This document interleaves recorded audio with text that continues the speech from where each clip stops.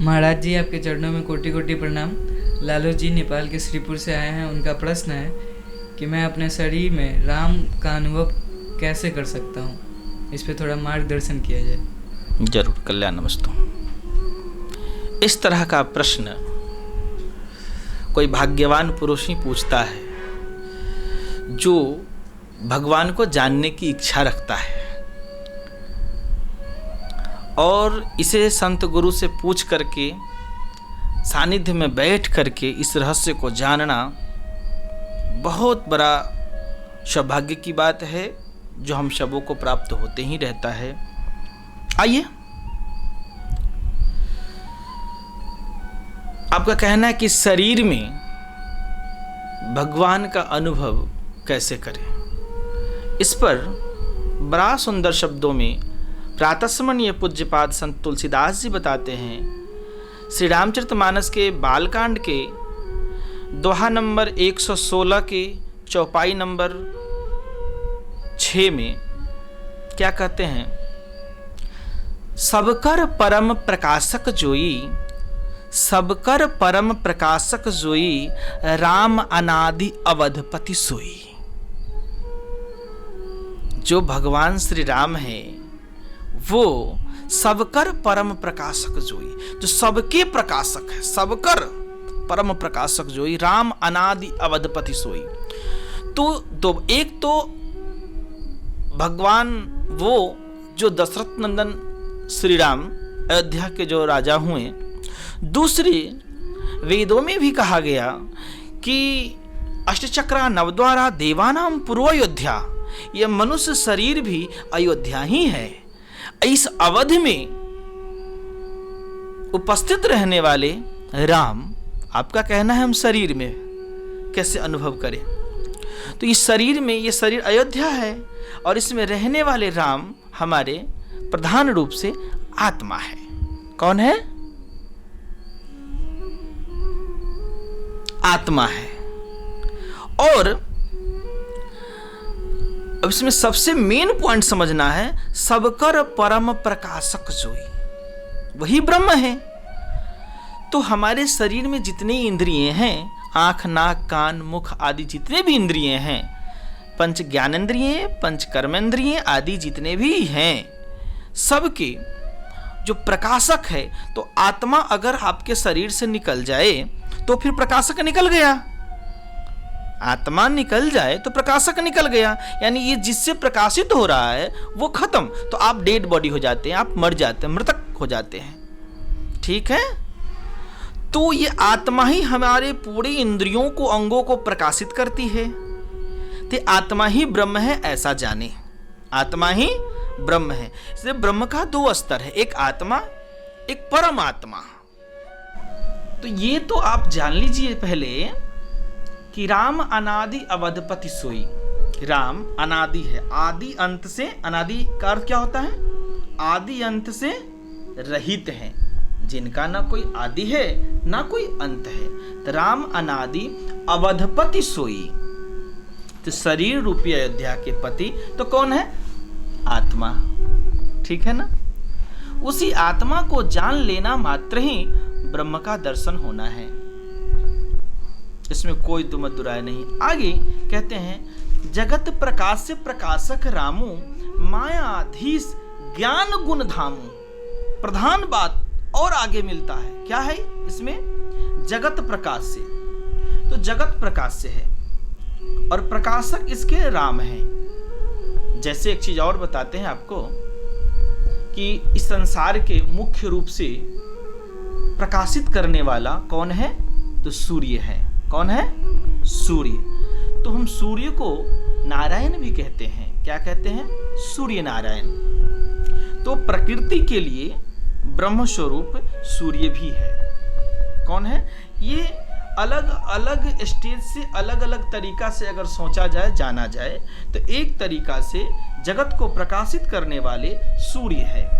जगत प्रकाश से है, यानी बिना प्रकाश के ये रह नहीं सकता। तो इसे प्रकाशित करने वाला, इसको पावर देने वाला, ऊर्जा देने वाला सूर्य है। कौन है? सूर्य है। तो जगत प्रकाश से प्रकाशक रामू, उसमें भी क्या है? मायाधीश। यानी कि यंत्रारूढ़ानी माया, शरीर रूपी यंत्र में परमात्मा विराजमान होकर अपनी माया से इस सृष्टि को चला रहे हैं। ठीक, इसको समझिए। तो मायाधीश माया के भी मालिक है, ब्रह्म है वो। मायाधीश ज्ञान गुण धामु, सबसे बड़ी बात क्या है? ज्ञान और गुण के धाम है। ज्ञान गुण के वो धाम है। प्रधान बात ये होती है कि ब्रह्म का मूल स्वरूप ज्ञान है। क्या है? ज्ञान है। इसलिए कि जिस व्यक्ति में, जैसे कथा में आती है कि जैसे ही भगवान ने अपना वरदहस्त, अपना शंख प्रहलाद जी के मस्तक में स्पर्श कराते हैं, वैसे ही ध्रुव जी की कथा में भी ये बातें आती है कि जैसे ही वो अपना वरदहस्त और शंख सटाते हैं, वैसे ही वो उनके जितने भी प्रश्न होते हैं वो सब मिट जाते हैं। उत्तर ही उत्तर उनके पास, जितने प्रश्न वो ब्रह्म से, ईश्वर से कर रहे थे, तो परमात्मा ने अपना स्वरूप उन्हें प्रदान कर दिया। क्या? ज्ञान प्रदान कर दिया। जैसे ही परमात्मा तत्व की प्राप्ति होती है तो जीव का जितना प्रश्न होता है वो सब समाप्त होकर के उत्तर ही उत्तर बन जाता है। जैसे श्री रामचरितमानस के अंतिम कांड में, उस कांड का क्या नाम है? उत्तर कांड। जीवात्मा जब ब्रह्म को, ज्ञान को समझ लेता है तो उसके जीवन में केवल उत्तर ही उत्तर होता है। कहते हैं जगत प्रकाश्य प्रकाशक रामू, इस शरीर रूपी भी एक जगत है। तो जगत प्रकाश्य, इसके जो प्रकाशक है वो आत्मा है, वो ही राम है, आत्मा राम। जगत प्रकाश प्रकाशक रामू मायाधीश, इन सारे इंद्रियों की माया को समझने वाले। अगर आप आत्मा को समझ ले, जान ले, तो आप अपने इंद्रियों को कंट्रोल कर सकते हैं, आप अपने इंद्रियों पर राज कर सकते हैं। अगर ध्यान ज्ञान के माध्यम से, गुरु की कृपा से इस रहस्य को जान ले तो क्या कहते हैं? मायाधीश, ज्ञान गुण धाम। बहुत स्पेशल बात है ये कि ज्ञान, तो जैसे ही आप ब्रह्म तत्व को समझते हैं तो आप ज्ञानी हो जाते हैं। और जैसे ही आपके अंतःकरण का ज्ञान जब प्रकाशित होता है तो समझ लीजिए कि आपने आत्म साक्षात्कार किया है और उससे आपके अंतःकरण में ब्रह्म का प्रकाश यानी राम साक्षात प्रकट हो गए हैं। राम साक्षात प्रकट हो गए हैं। मायाधीश ज्ञान गुण धामु, इसलिए आप संपूर्ण सुलक्षणों से युक्त हो जाएंगे। सबसे बड़ी सुलक्षण अध्यात्म में यही है कि मान अपमान से रहित हो जाएंगे, सुख दुख से रहित हो जाएंगे, ज्ञान अज्ञान से परे परम ज्ञान में समा जाएंगे। यानी हर्ष और अमहर्ष से कोई अब आपको दुख न होगा, न सुख होगा। सुख दुख से परे होकर के सम्यक बोध को प्राप्त कर जाएंगे। इसलिए कि आपके पास परम प्रकाश रूपी ज्ञान मिला है। जैसे कहते हैं कि परम प्रकाश रूप दिन राती, नहीं कछु चाहिए दिया घृत बाती। इस परम प्रकाश को पाने के बाद संसार की जितने भी पदार्थ तत्व है वो सब समाप्त हो जाएंगे। दिया घृत बाती ये पदार्थ है, ये मटेरियल है, और ये जिस चीज की हम बात कर रहे हैं वो मटेरियल से ऊपर है। इसीलिए इस पदार्थों से ऊपर उठकर के, पंच महाभूत से ऊपर उठकर जब ब्रह्म तत्व का आप अनुभव करते हैं तो ये आनंद, उस परमानंद की अनुभूति आप कहते कहते क्या, मुख से तो आवाज ही नहीं निकलेगी बोलने में, वो अंदर ही अंदर आप मगन आनंद का अनुभूति करेंगे। और उस अनुभूति को सब नहीं समझ सकता है, कोई कोई ही जानेगा। बोलिए श्यावर रामचंद्र की जय। हम आपको इस विषय में एक दृष्टांत रूप में कथा सुनाते हैं, बड़ा अद्भुत है। एक समय की बात है कि एक संत बहुत ही सत्संग आदि करके, ज्ञान आदि अर्जन करने के बाद वो एकांत में रह करके भगवत भजन करना आरंभ किया। और भजन करते करते इतने लीन हो जाते थे कि न खाने का शुद्ध, न जगत के और कौन लोग आए मेरे पास, कौन लोग गए, उनसे उन्हें कोई ज्यादा लेना देना नहीं। भगवत भजन में बड़ा मगन रहते थे। संजोग से उसी कुटिया के पास से एक रास्ता जाती थी। उस रास्ते से सब लोग गुजरते थे, लेकिन बाबा का मगन रहना, ध्यान में मस्त रहना, नाम जप में मस्त रहना, ऐसा देख करके एक बालक के मन में एक बात उत्पन्न हुई कि बाबा से पूछते हैं कि बाबा, संसार में हर लोगों के जीवन में हर तरह से आनंद मिलती है, पर आपको इस देखते हैं अकेला ही मस्त रहते हैं, किसी से कोई लेना देना नहीं, बहुत खुश रहते हैं, आखिर क्या कारण है, कुछ बताएं। यही प्रश्न बाबा से किया, आखिर बताइए, अकेले रहते हैं, मस्त रहते हैं। और फिर उन्होंने कहा कि अरे ये जो आपके बुढ़ारी जो उम्र है, इसमें तो आप चाहेंगे तो आप अपने कहाँ आपका घर है, वहाँ अगर रहते घर पे तो बड़ा आनंद पोता को खिलाने में होता, पोता पोती को खिलाते हैं, बेटा बेटी पोता पोती सबके बीच रहते हैं, लेकिन ये अकेले में मस्त रहते हैं, ध्यान में नाम जप करते रहते हैं, आखिर क्या आनंद है इसमें, कुछ हमें बताइएगा बाबा। क्या आपका यह ढोंग है, सत्य है, आडंबर है या भजन है, क्या है, कुछ हमें भी अनुभव कराइएगा। बाबा ने कहा कि बड़ा अद्भुत विषय है कि अनुभव कराने की बात है बच्चा, तो रुको। बाबा एक छोटा सा एक दल लाते हैं, मिट्टी का ढेला लाते हैं और लाकर के जोरों से उसके पैर पर मार देते हैं।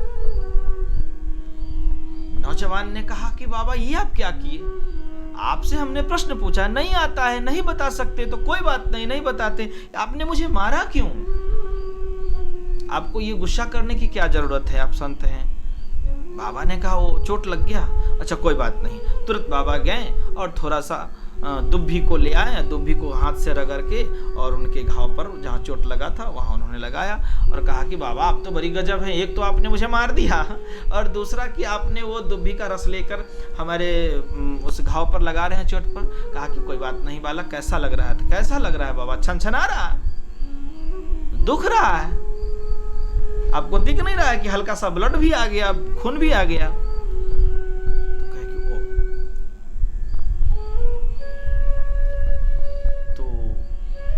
बाबा ने कहा देखो, मैं कितना ही आपको प्रवचन देता, लेक्चर देता, ज्ञान देता, आप कितना समझते ना समझते मुझे नहीं मालूम, लेकिन हम तो रहे साधक, तो हमने सोचा कि आपको ज्ञान और कर्म दोनों के आधार पर समझा दिया जाए तो शायद आप जल्दी समझ लेंगे, इसीलिए हमने यह अपराध किया, इसके लिए आप मुझे क्षमा करें बालक।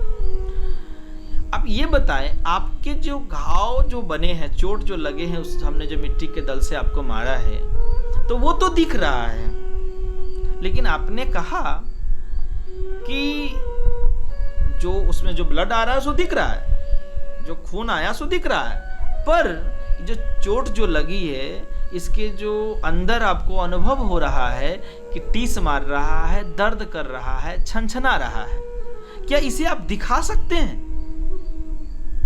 ये तो आपको अनुभव हो रहा है इसका दुख, ठीक है।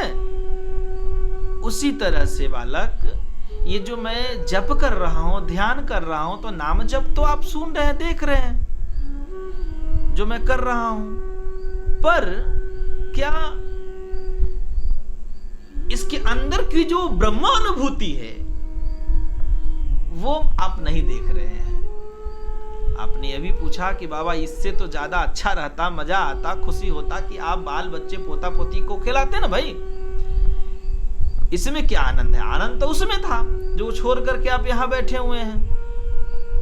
तो अब सोचा जाए कि जो हम भजन करते हैं, जो आनंद लेते हैं, इसलिए मनुष्य के अंतिम समय तक एक भजन ही मात्र सहारा है।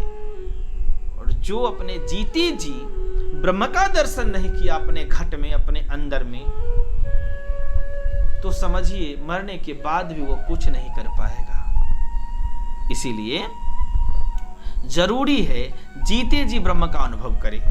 तो मैं ब्रह्म का अनुभव कर रहा हूं, ये मैं ही जान रहा हूं। चोट जिसको लागी सोए जाने, दूजा क्या जाने रे भाई। जिसको लगती है चोटें तो उसके अंदर का जो गुण है, दर्द होना, टीस मारना, छनछनाना आदि जो भी, वो वही जानता है जिसको होता है। ठीक उसी तरह से यह ब्रह्म अनुभव मैं तुझे नहीं बता सकता, नहीं दिखा सकता। इसलिए जिसको लागी सोए जाने, दूजा क्या जाने रे भाई। तो जो जगत प्रकाश से प्रकाशक रामू, मायाधीश ज्ञान गुण धामू, जो अंदर जो ज्ञान का, ब्रह्म तत्व का, ब्रह्म ज्ञान का जो अनुभव होगा वो वही जानेगा जो करेगा साधना, जो नाम जप करेगा, जो ध्यान करेगा, जो गुरु का कृपा प्राप्त करेगा। इसलिए ये गुरु के कृपा के बिना सुलभ नहीं हो सकता, गुरु के कृपा के बिना कभी सुलभ नहीं हो सकता। बोलिए श्यावर रामचंद्र की जय, श्री हनुमान जी महाराज की